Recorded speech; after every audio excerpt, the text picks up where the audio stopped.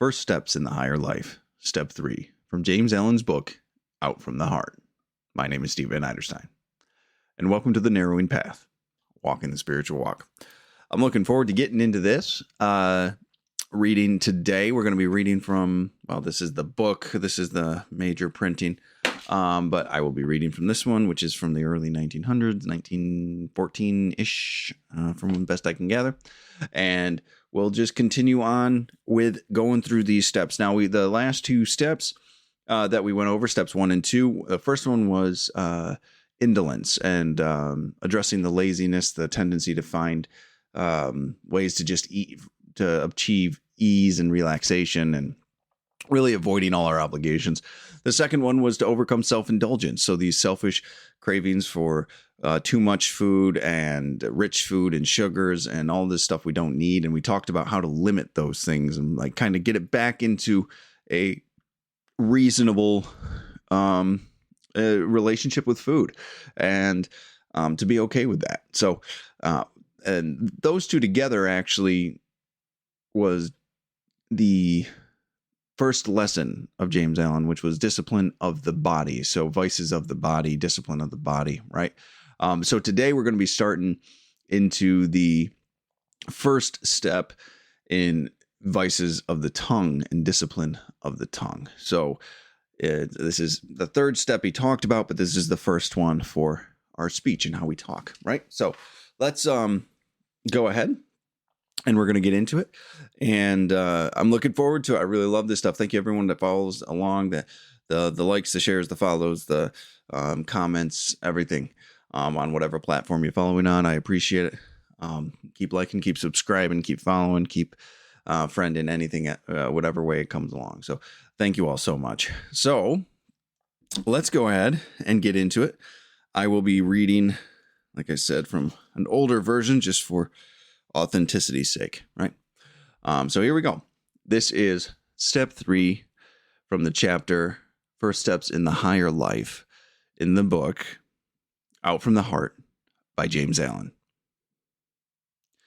The next lesson is the lesson of virtuous speech, in which there are 5 orderly steps. The first step is the overcoming of slander. Slander consists in inventing or repeating evil reports about others, in exposing and magnifying the faults of others or of absent friends, and in introducing unworthy insinuations. The elements of thoughtlessness, cruelty, insincerity, and untruthfulness enter into every slanderous act. He who aims at the living of the right life will commence to check the cruel word of slander before it has gone forth from his lips, and will then check and eliminate the insincere thought which gave rise to it. He will watch himself that he does not vilify any, and he will refrain from disparaging and condemning the absent friend, whose face he has so recently kissed, whose hand he has shaken, or into whose face he has smiled. He will not say of another that which he dare not say to him. Thus, coming at last to think sacredly of the character and reputation of others, he will destroy those wrong conditions of mind which give rise to slander. I love that reading. I absolutely love that reading. I think it's just amazing. Every single one of these we read, every single thing that we talk about, it just shows that the human condition to be selfish and self-centered and hurtful and self-indulgent, and like we're just so predictable. We're so typical. We're so we don't change very much, really. At the end of the day, we just keep doing the same things, and we hope that things will be different next time, or we think we're making advances, but we're still having the ssame problems. This was written 120 years ago, but guess what? We're still doing the same thing. We're talking about slander right now, and he's talking about how it's a problem and how it comes around. And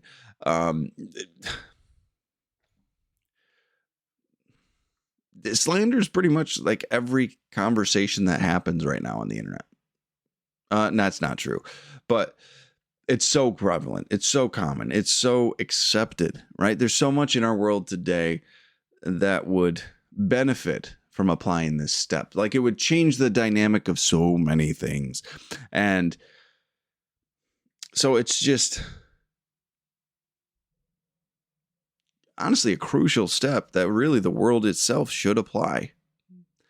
And I think all 5 of these steps in virtuous speech are going to be very, very relevant to the social and socio-political landscape of today, and within our friend groups and within our social groups ourselves, right? So really, really great stuff, really good stuff we're going to be going through the next 5 weeks, actually, until we get to the next lesson, which is inclination. But so these vices of tongue are healthily practiced today. When I say healthy, I mean just commonly, because they are certainly not healthy. So the first step is the overcoming of slander. Now, this is a word that I think gets thrown around a lot. And it seems to be done regularly. Like, it seems to be done on a daily basis in our society today. And it's not only, slander is not only allowed, but it's encouraged. And even further than that, slander is actually rewarded. Slander, at least according to this definition, which I think is an honest definition of slander. We'll talk about that in a little bit, but slander is marketed. This occurs so much today because people feel like it's been integrated into our society so much, into our conversation so much, that it's become almost expected behavior, right? It's expected that you'll talk about this. It's expected that you'll bring up these pieces of other people, that you'll magnify this, or you'll tear someone down that way, or you're in your little friend group talking about each other, right? Like, this is something that people do all the time now. This is something that everyone regularly looks out for and just accepts, because it's a natural thing to occur. Well, let me tell you, like, it is such a waste of time to do this. You are achieving nothing. You are posing hypotheticals and moving nothing forward except for your own ego and selfish desires and gratifications. So, but before we go on too much with that, let's get into the definition he gives us. So James Allen defines it this way: slander consists in inventing or repeating evil reports about others, in exposing and magnifying the faults of others or of absent friends. That's an important add in right there, I think. And introducing unworthy insinuations. So there's a lot there, right? Like that's, like I said, this, I believe this is violated by every politician in today's society. I don't think there's one that is able to say they follow this, that they haven't slandered somebody, and by this definition.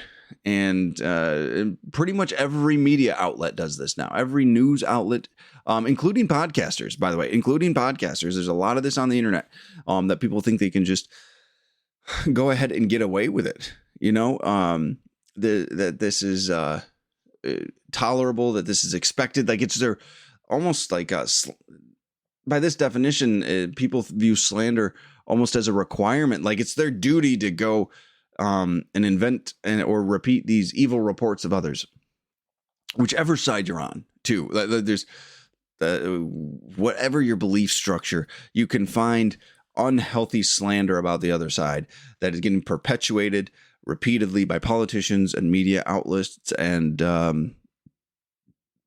famous personalities, whatever it might be, right? Like, this is something that is now deeply ingrained, and this is it's so sad, if I'm honest with you, right? Like, maybe not every single podcaster. I get it. I'm painting with a broad brush strokes with that. I understand, but like, it is so common today to actually find podcasters just dominantly inventing or repeating evil reports about others, right? Things that might not have substantial basis, things that they are projecting could possibly be true, but it's being presented in such a way that people are buying into it, or they're accepting it as truth because it was proposed by a certain person. And I understand there's two parties involved with that, but there's a sense of responsibility you have to take for the information and the content that you're putting out. At least that's my personally held belief. Not many actually believe that. And a lot of people hide behind the term of unsubstantiated claims or allegedly, it's just to be able to then go off on some tirade that's completely made up, that's completely not based in reality or fact, but playing on the fears of people, playing on the fears of the public and the audience, and playing into their biases or their hatreds or their insecurities, right? Like this is the entire marketing scheme of news outlets and podcasting and political commentaries for the most part, and just politics in general, right? The mudslinging, as it used to be called back in the day, is of immense proportions. Now, you don't even know what's true and not true anymore because everything has been coded in a presentation of truth. And then bad actors, or I don't know if that's the right even term, but people just trying to objectively, without any integrity at all, spinning false stories as truth just for clicks, right? Just for traction on their channel, or to sell advertisements for their whatever it is that they're selling advertisements for, right? So like I said, this slander today is not only accepted and not only encouraged, but it is also rewarded and financially lucrative for people. People make millions of dollars off of selling slanderous stories. People make millions of dollars and get so much prestige and fame associated to them for selling lies, unsubstantiated claims, alleged accusations, right? Just to pique people's intrigue, to get people to buy in on the hatred, to get people to buy in on the false claims and their biases and their fears and their insecurities, just to manufacture an environment where they can make money off of it. And it happened and let me just make sure I'm completely clear. This happens everywhere, on all sides of every single debate, of every single division, poor, rich, right, left, Democrat, Republican, progressive, conservative, whatever it is, right? Religious denominations as well, whether it's Judaism, whether it's Christianity, whether it's Islam, whatever it is, you're going to get these little pockets of people using slander for their own personal gain of some sort, right? And this contributes to the sensationalism, and the sensationalism contributes to the divisiveness of all of these things, right? So this slander seemingly, obviously, is not healthy. Obviously, it's not a good thing for people to be doing. But people think, well, who am I to do it? But you're contributing to a problem that's actually the fertile soil of these deep trenches of division in our societies, in the West at least. All over the place, really, right? So even though you might be a small part of the problem, even though there's been times where I'm sure I've been a small part of the problem, I'm still a part of the problem. I'm still giving fertile ground for some type of unhealthy perspective on unjustified anger and hatred to take root in. And I never want to be that. I never wanted to be that. And I make intentional efforts to not be that today, because this slander it's insidious. it has infected every area of our lives and our cultures and our societies. And to the point where it's just expected that it's going to be that way, which amazes me. Now that when you pull back and you look at it, you're like, this is just what people think is reporting now. This is just what people think is expected to make money. People think this is okay behavior. To completely sell themselves out for $1, to lose their integrity, to lose their authenticity, to lose the value of their own word for this environment, for a couple of clicks. It blows my mind, right?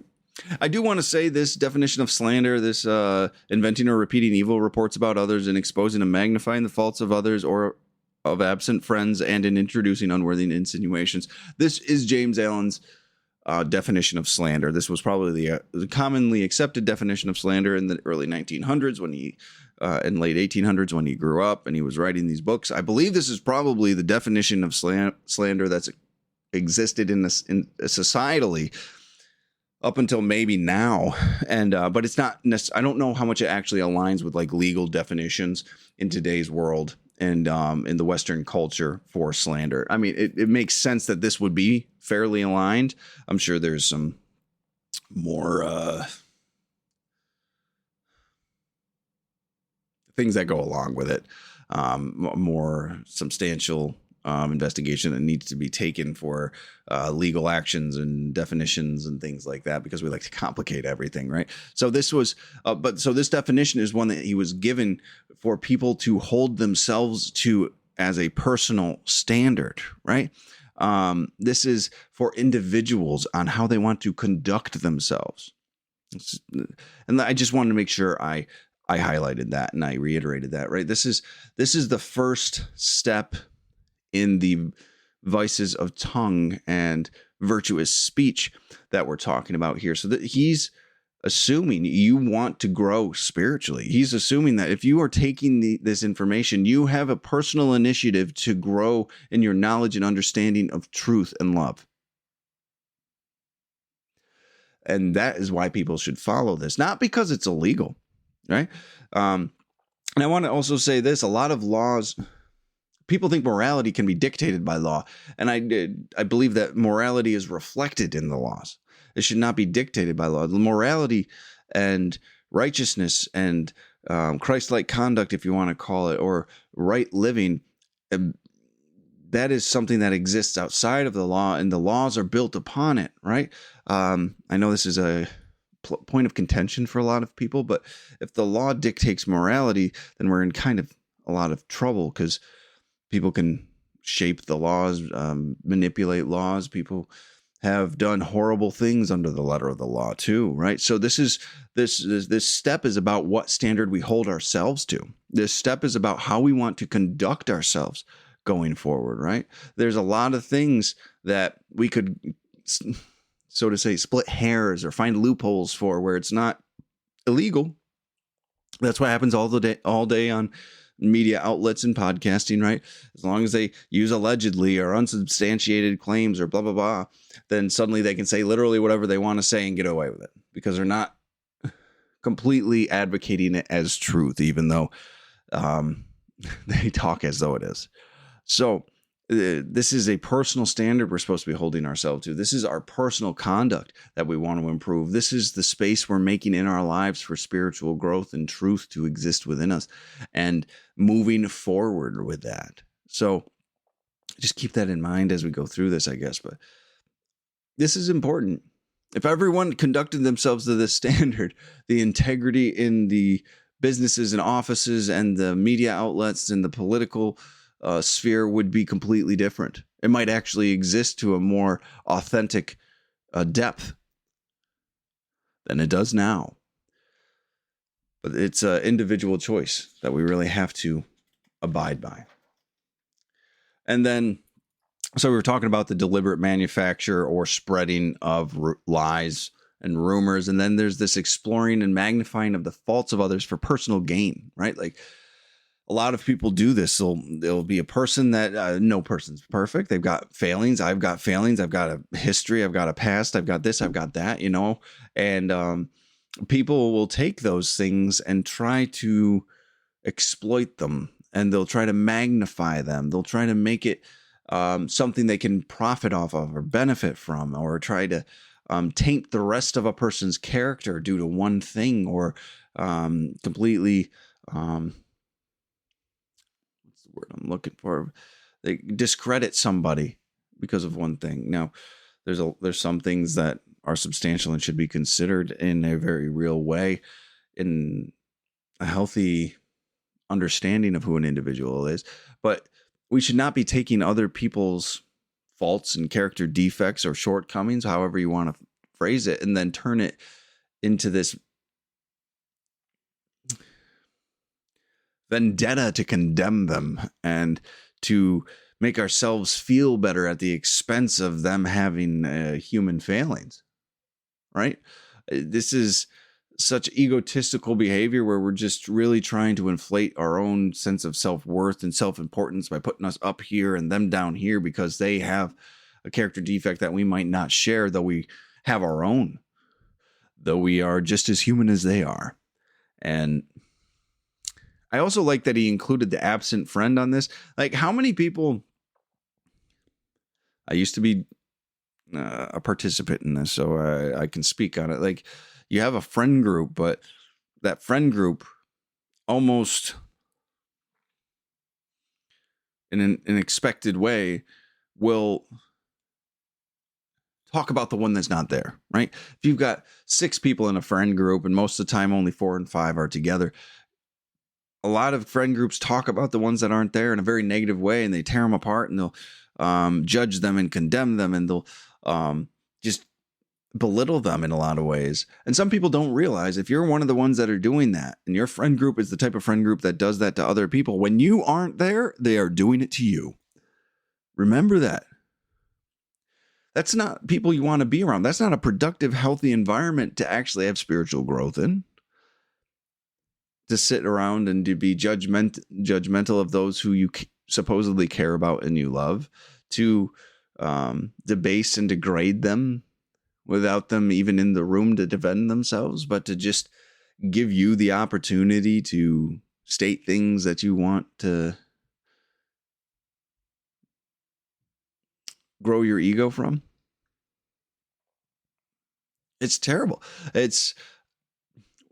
We call them friend, but then we stab them in the back all the time. I wasn't a good friend for a very long time. And I've had to learn how to do that in my recovery and my spiritual journey. I've had to learn how to be a better person. And it's not always easy, though.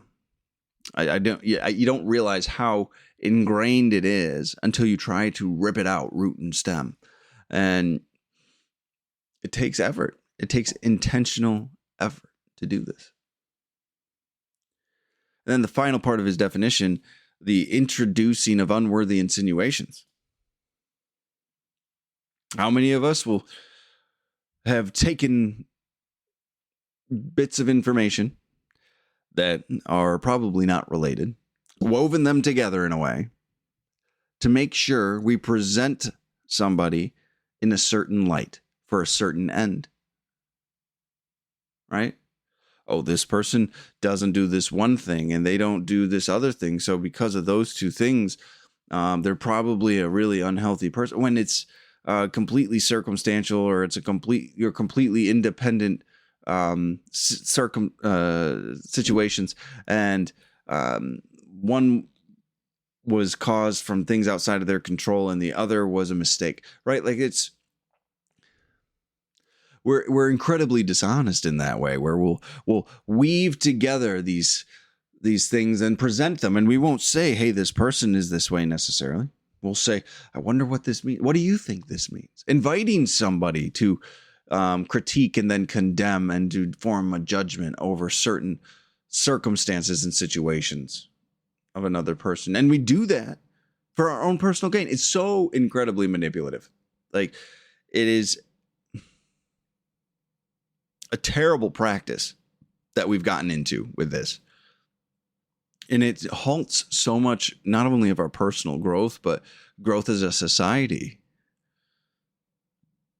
Because we're constantly backbiting each other, trying to find pieces of information to make a story out of so we can then post it online and get clicks and views and likes and comments and all this other stuff. So we feel better about ourselves and we feel like this extremely important person because we made an assumption about a couple of facts or situations that we don't have all the facts over, and feel better about ourselves. Like it's so incredibly unhealthy. And we really need to take some accountability and some responsibility and some ownership of these things. But we don't. Our society's just let it pass on through. Let it just be there. Let it just destroy people's lives. A lot of time, it's destroy people's livelihoods because of base rumors that are going on and being spread in this way. And people making assumptions and insinuations and people not having these conversations. And it's just so normalized in our society. And this is where all like the conspiracy theorists kind of lie in these introducing unworthy insinuations, right? Like, here's this really good person, but I'm going to pick all of these tangential facts about them, string them together, and then present them in this way. And then people are having confirmation bias and if you don't know what that means, it means you're finding information to substantiate your own opinion instead of finding objectively or information and viewing it objectively and then forming your opinion, right? So you're just and when you do that, when you have when you're going through confirmation bias, you'll find what you're looking for. You will find things you will be able to make up and connect to things. And unfortunately, I don't know how this is going to land with some, but real things that should be looked at get overlooked because there's so many conspiracy theories out there and so much lost in the muck and the mire of this dishonest lack of integrity that things that might actually need to be investigated get lost in the mix because everything's a sensationalized story for clickbait and rage bait. It's a cultural phenomenon that's occurring, right? Just kind of blows my mind when you think about it. This is where we've got to. This is, out of all our advancements in all of our situations, this is where we've landed. Kind of makes you wonder, I guess. So then he goes on to explain like what some of the qualities of these thoughts come from, of this that make the behaviors and the conditions that make up the thoughts behind what we're talking about here, right? This definition that he gave us of slander. So the elements of thoughtlessness, cruelty, insincerity, and untruthfulness enter into every slanderous act. What terrible character qualities are those? Those are the ones I want to get rid of. Those are the ones that I want nowhere near me. Untruthfulness, right? Thoughtlessness, cruelty. I don't want to be a cruel person. I don't want to be insincere. I don't want to be untrustworthy, right? Untruthfulness. I don't want to be dishonest. I've lived a dishonest life for a very long time. I can't continue to have that in my life. The dishonesty, everything you are dishonest about will hold you back in this world. Absolutely everything, without fail, without question. If you are dishonest about something in any way, shape, or form, you are stopping yourself from personal growth. And insincerity. I don't want to be insincere. I don't want to be a cruel person. I do not want to be known as a cruel person. I want to be a just person. I want to be a sincere person. I want to be a truthful person. I want to be a thoughtful person. Not all these other things that we're told about. Not all this other stuff that goes into these slanderous acts. You know? This has no integrity. Slander has no integrity with it. No honesty. No kindness. No consideration. And there's no accountability either. Like I said, people are just running rampant with this stuff. Running amok and just like using it for their own gain and benefit and destroying other people's lives. um, without care or concern for the impact that they're having on the world. It's so sad, actually, to see what can happen when someone chooses to use slander and the damage that can be done. It can affect so many people. And so overall, slander is the complete embodiment of the opposite of how we want to be. It's dishonest, no accountability. It's selfish. It's self-centered. It's cruel. It's harmful. It's malicious sometimes. It's ill-intended.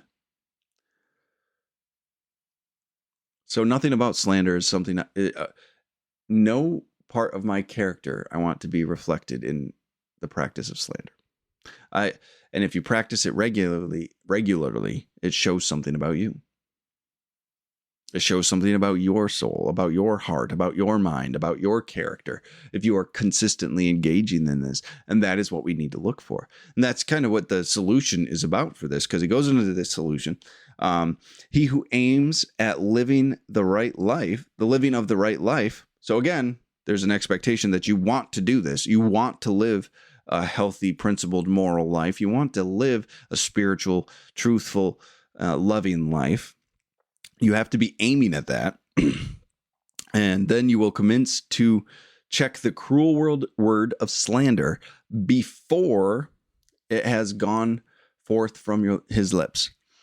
And will then check and eliminate the insincere thought which gave rise to it. So, in short, you're going to build in a filter into what you say. We've become so regular at just saying the first thing on our mind without actually conscious thought and intentionality with what we say. We're just reactive. We just say whatever it is we want to say and think that's the right thing to say because it was the first thought on my mind. Well, that's not true. That is absolutely not true. There's a lot of things that have come across my mind that I am so grateful now that I didn't say because they were coming from an unhealthy, selfish, self-centered place. And that could have caused a lot of harm to a lot of people. So I'm really glad that I'm not there anymore. I'm really glad that that's not happening anymore. I'm really glad that I had to build in this filter. A lot of people take pride in this. Like, I have no filter. I say what I want to say and what I think. That just means you have no self-control. That means you have no self-awareness. That means you have no understanding of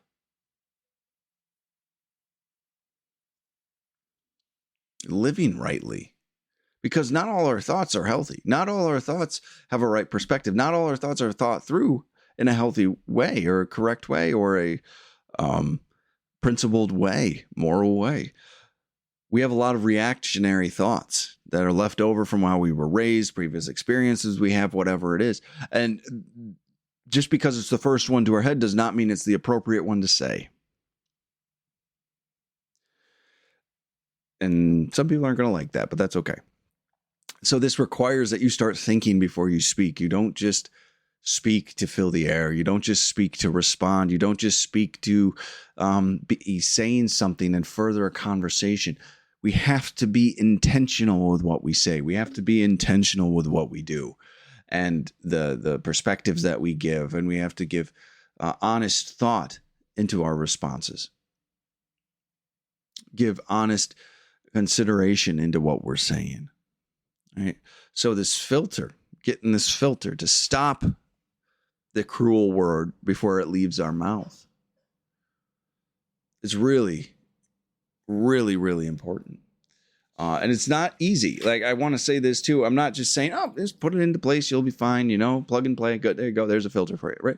Now, our conversations have begun to incorporate this type of speech so regularly that we don't even think about it. We don't even know we're doing it. And until this was brought to my awareness through one of the first times I read this book, I didn't realize I was practicing it so often. I just thought I was part of the group. I thought I was just contributing to the conversation. I thought I was interesting.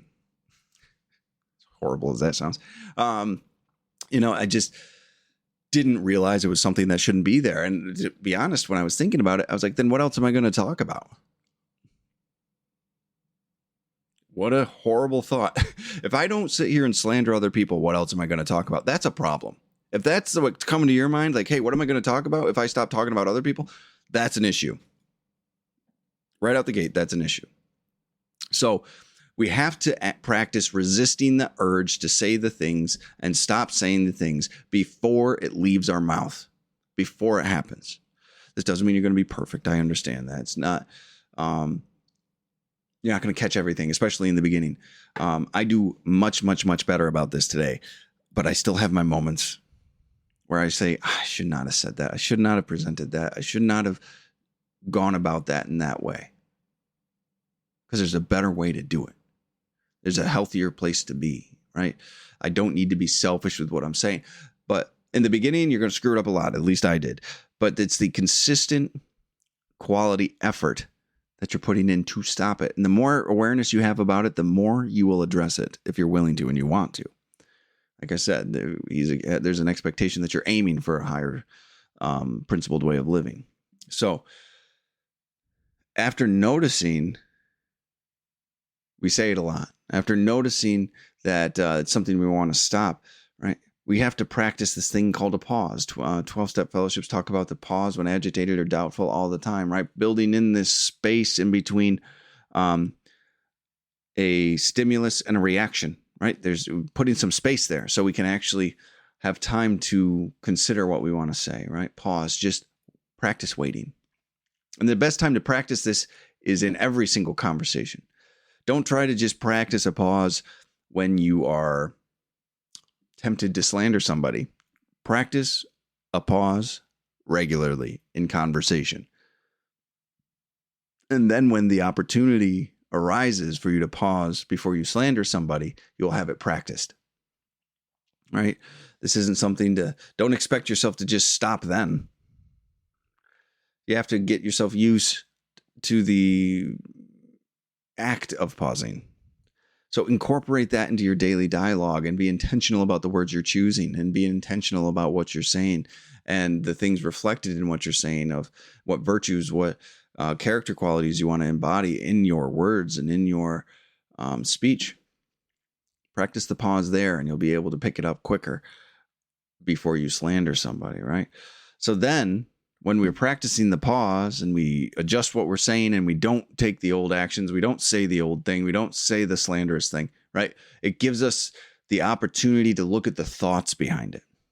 This gives us the opportunity to look at what's driving the desire to slander them. And now there could be a lot of things for this. I came up with 4 while I was kind of reviewing that, and these were relevant to me. So there can be a lot of underlying reasons and thoughts that we use to justify the slanderous speech. Okay. And the first is an insecurity, right? We want to make ourselves feel better than somebody else. We want to make ourselves feel like this person is bad and I am better than them because of a fear we have of ourselves, an insecurity we have. I've done that plenty. Like, let me tear down this great person because they made one mistake in their life so I can feel better about me being a terrible person and acting like a terrible person. I have done that so many times, right? Just to justify my own bad behavior when the person didn't deserve that. This individual didn't deserve that at the least. And I've done it regularly. I've gotten a lot better about that. But that used to be my go-to. That used to be what I did. The second thing is a resentment. They've been hurt by somebody. They've feel justified in what's going on. They've perceived an injustice against them. Like when I feel like someone's done me wrong, first thing I want to do is go slander them. I want to go talk all this crap about them. I want to put all their business out there. I want to over magnify their character defects so people don't want to talk to them. And I want to set up base camp where people are on my side and then they're on their side. And, you know, we're just finding cosigners, as they say, cosign our BS. When I have a resentment, slander is one of the first things we go to, what I go to and what many go to, or I used to anyway. Like I said, I've gotten a lot better at this once it was brought to my attention. Selfish desire. Well, people use slander a lot actually to be manipulative. I know I've done it a lot where I'm going to like that weaving together things in a harmful way to try to present a certain situation as a certain perspective. That's what I like to do, because that way I don't feel dishonest. I just took three things, wove them together in a way that would allow you to come to the conclusion I want you to, so you will think or even maybe do the thing I want you to do, or at least attempt to. It's a manipulation tactic. I want a certain end goal. I want a certain outcome for selfish gain, whatever that might be. And so I'll present things in a certain way. I'll present things in a way to harm somebody else. And that is not okay.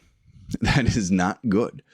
And it's manipulative. It's selfish. It's self-centered. It puts other people in a position to cause harm because I've provided them false information. That is wrong.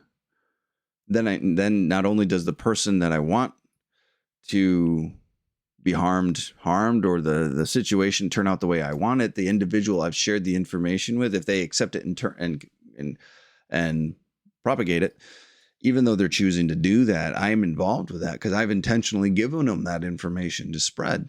And a lot of times we'll pick the people that can't keep their mouths shut too, right? We'll pick the people that will go and gossip. They'll pick the people that'll go and pass along the slander, right? So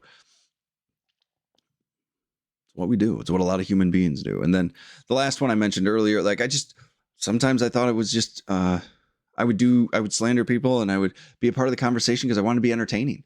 I thought it was fun. I enjoyed it. I liked picking people apart because when I didn't have someone else to pick apart, I was picking apart myself, and I was my worst critic many times. Right? I wanted to be entertained. I wanted it to be enjoyable, and it gave me a sense of power and control and a sense of importance. It was all ego feeding, right? So those are just a couple of them: the insecurities, resentment, selfish desires. And then entertaining, selfishly and simply. It's almost a pathetic reason to do it, to slander somebody, but we find it entertaining. It's so sad. And these are all horrible reasons to do anything, let alone slander somebody. But whatever the thought, the important thing is to admit that is the thought behind it, right?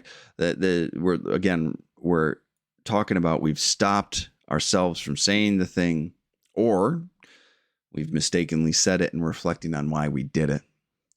And we have to take a look at the thoughts that are behind it. We have to take a look at the reasons and the justifications behind it. And it could be one of these four. It could be more, right? It could be anything, right? That's up to you to have some honesty with yourself about it. But when we find it, we have to acknowledge it. Some practices say write it down or pray about it or tell another person about it and then replace it with a loving thought, right? Why did I want to tear this person apart? Well, I feel like they got a job that I wanted. Why don't you just find some gratitude for them? Be grateful, be happy that they got that position instead of selfishly wishing that I had gotten. Right? So we switch it to a loving, kind, considerate, compassionate thought. And we grow and we change and we develop it because of that. Right? We start changing our thoughts, and then our heart will, then we drill down into our heart as to what we're trying to achieve, where the fears, the insecurities, the selfishness is. It's held within our hearts and then comes through the mind. So we don't say it. We look at the thinking, then we look at where it's coming from. Then we change all of that. And it's a beautiful thing. And it's possible. So, and then he goes on to say, he will watch himself that he does not vilify any, not including that, just so you know, that means any, including those you think might have it justified, from disparaging and condemning the absent friend, not vilify any. And he will refrain from disparaging and condemning the absent friend. He will not say of another that which he does not say to him. So Alan is highlighting this again, and I think it's really important. We have to be people of integrity. Do not be talking crap about the one friend that's not there, and that friend rotates as to who is getting crap talked about, right? It just for your own selfish desires. Do not sit there and gossip about each other or slander each other more so, right? Have integrity. If you love and care about this person and this person you are friendly with and you want the best for, do not slander them when they're not in the group. And certainly do not say anything that you wouldn't say to the person's face, right? When they are there. If you have an honest concern for an individual, then you should have no problem bringing that up to them. If you have that type of relationship, right? If you are a true friend to them, they will be able to receive what you have to say if it's coming from a place of love and compassion and concern. If you're just running off at the mouth because you want to feel superior to someone else, or you want to find it entertaining, or you enjoy being cruel, which many people enjoy being cruel. I was one of them at some points in my life. Thank God I'm not anymore. But we have to be people of integrity. Have to be, right? That not say of another that which he would not say to him. Do not say of another that which he dare not say to him. If you are talking about somebody, you best be willing to actually tell it to them or say it around them. Because if you do not, that is an issue. You're just being slanderous. And also, the critique has to come from a place of love and compassion and constructive concern. Not just something to make yourself feel better. These are very different things. Don't talk behind other people's backs, especially your friends. Do not say anything you wouldn't say to their faces. That, in and of itself, embodies honesty, integrity, respect, courage, and accountability. Those are the characteristics we want to have. Those are the characteristics we actually want to embody in our lives. Not the other ones, not the untrustworthy, insincerity, the cruelty. We don't want to be that way. At least I don't. And if you're watching these videos, I'm sure you don't. We want to have the honesty, the integrity, the love, the respect, the courage, the accountability. That's the type of people we want to actually be. These are the amazing character qualities that we're striving for. And that comes from stopping slander. Right? Where the slander will work against us and corrupt those character qualities. It will put us in a position where we have to correct things if we want those character qualities, right? Stopping slander allows us to grow in those amazing ways, which is what I wanted. And it's changing our hearts and our minds from a selfish and fearful state of being to one of love and service. And all that can start from just stopping slander, watching what you say, being intentional about how you talk to people, right? And he ends this step with this, thus coming at last to think sacredly of the character and reputation of others. He will destroy these wrong conditions of mind which give rise to slander. Right? So this is what we're looking to change into. This is where we're looking to shift into, to think sacredly of the character and reputation of others. Now, slander has done a lot of damage to a lot of people along the way, in a lot of different areas, in a lot of different capacities, for different reasons and in different ways. I understand that. And I think everybody understands that, right?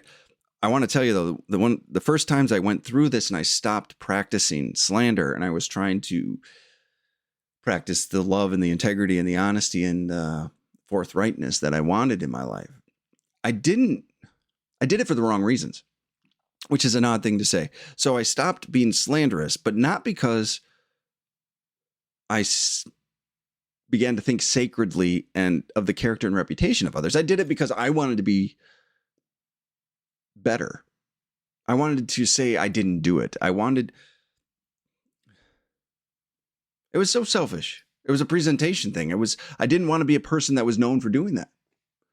It wasn't because I cared about what it did to somebody else. I just wanted to make sure that my reputation didn't have that associated to it, which I guess is a good first step in the practice of integrous character, right? Is to not slander.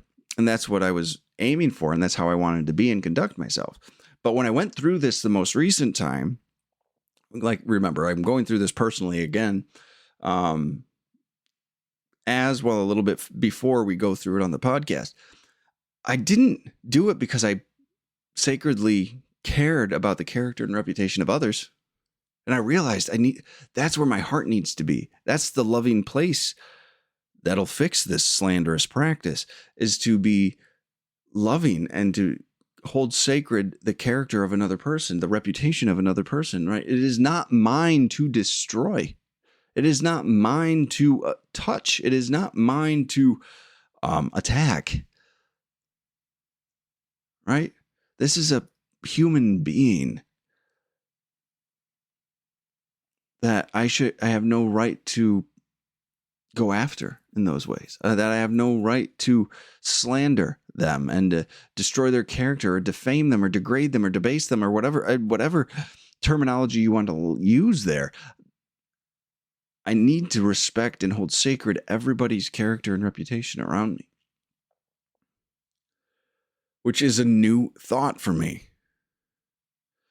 I need to stop being slanderous, not because it's best for me, but because it is the right thing to do. And I talk about that all the time when we have that switch from I want to do the right thing because it makes me look good, to doing the right thing because it's just the right thing to do, right? That's what changes our heart. That's what changes our mind. That's what changes our words and our actions. So this is where we need to let our hearts be. We need to think sacredly of the character and reputation of others, and then that will destroy the conditions of mind which give rise to slander. We should care about the true nature of other people. We should care about the true character of other people. We should care about harming someone's reputation through vicious slander. We should respect that. We should respect them in their entirety, instead of try to get some selfish gratification out of it in whatever way that is. And that is different for a guy like me, let me tell you. So that brings us to the end. Absolutely love this step. Absolutely fantastic. The next step we're going to be going into is the fourth step, which is the second step of disciplines of the tongue. And that will be about gossip. Another prominent one in today's society. So I'm going to be looking forward to it. And I hope you all do. And thank you again for everyone who is following along with me on this. So until next time, thanks.